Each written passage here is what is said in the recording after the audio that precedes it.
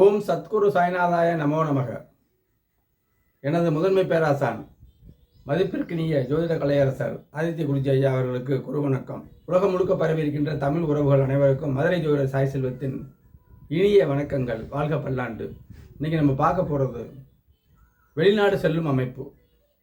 வெளிநாடு செல்ல ஆர்வமும் அங்கே போய் ஜீவனம் செய்யக்கூடிய அவருடைய ஜாதகம் எப்படி இருக்கும், வெளிநாடு வெளிமாநிலம், வெளிச்சத்துக்கு தக்கன சுபத்துவம் பாவத்துவம் தான் இங்கே செயல்படுது. கிரக சாரங்கள்லாம் பலன்களே கண்டிப்பாக கிடையாது. ஒவ்வொரு ஜாதகத்திலும் இதை நிரூபிச்சுட்டு வர்றேன். இப்போ வெளிநாடு செல்லும் அமைப்பு பல விதமாக இருக்குங்க. இந்த விவரங்களை தெரியுறதுக்கு முன்னாடி என் சேனலை என்னுடைய அஸ்ட்ரோ சாய் செல்வம் சேனலை சப்ஸ்கிரைப் பண்ணுங்கள், லைக் பண்ணுங்கள், ஷேர் பண்ணுங்கள். சப்ஸ்கிரைப் பண்ணிங்கன்னா அடுத்தடுத்து வீடியோக்கள் வரும். 950க்கும் மேற்பட்ட நுணுக்கமான வீடியோக்கள் இருக்கிறது, பார்த்து பயன்பெறுங்கள். தனிப்பட்ட முறையில் ஜாதக பலன் வேண்டினால் இந்த திரையில் தெரியக்கூடிய வாட்ஸ்அப் நம்பருக்கு தொடர்பு கொள்ளுங்கள். தெளிவாக கிரக விளக்கத்தோடு பலன்களை கேட்டு அறிந்து கொள்ளலாம். நன்றி. இப்போ வெளிநாடு செல்லும் அமைப்பை பார்ப்போம். வெளிநாடுக்கு சரராசிகள் வெளிநாட்டை குறிக்கும். லக்கணத்துக்கு 8ஆம் இடம் 12ஆம் இடம் பரதேச வாசம். 8ஆம் இடம் மாற்றம், 12ஆம் இடமும் அதேமாரி தான். அப்போ அந்த இடம் வெளிச்சமாக இருந்தால், வெளிச்சம்னா குரு சுக்கிர பௌர்ணமி சந்திர தொடர்புகள் தான். அப்படி இருந்துச்சுன்னா அந்த தசாபுத்தி வந்துச்சுன்னா கண்டிப்பாக வெளிநாடு செல்லுவார். அதே மாதிரி சரராசிகளில் கிரகம் இருக்கும். 8, 12 வெளிச்சம் இருக்காது. ஆனால் சரராசிகளில் அந்த 8ஆம் அதிபதி 12ஆம் அதிபதி இருப்பார், வெளிச்சமும் படும். அப்படிப்பட்ட ஜாதகமும் வெளிநாடு செல்லக்கூடிய அமைப்பாக இருக்கும். இப்போ இதில் பாருங்கள், சர லக்கணத்தே மேச லக்கணம் அதே போட்டிருக்கேன்.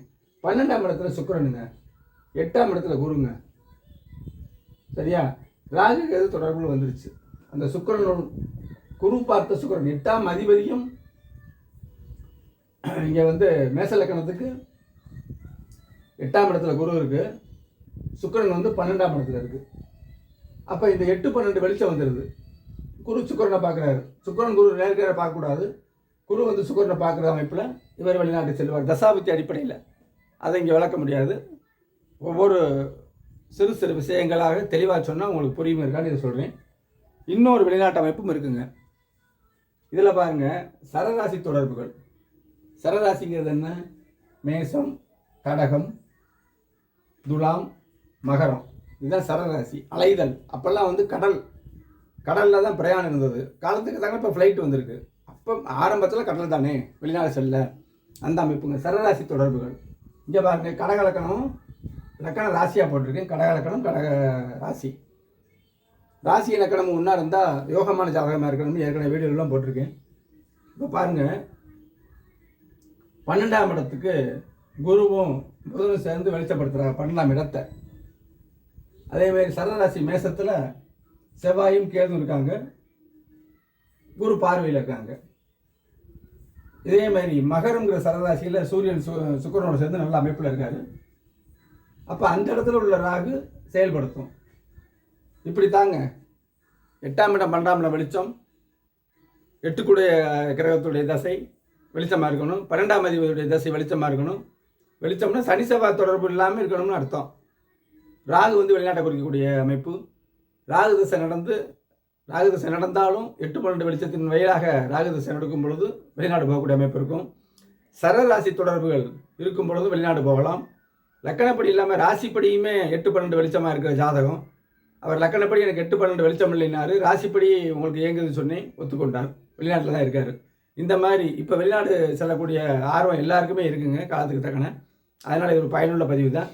உங்களுக்கு வெளிநாடு செல்லக்கூடிய விருப்பமா, அங்கே போய் நெடுநாள் இருக்கலாமா, ஊட வந்துடலாமாங்கிறதுனா இருள் தொடர்புகள் லேசாக வந்துச்சுன்னா நெடுநாள் இங்கே இருக்க முடியாது அப்படின்னு அர்த்தம்.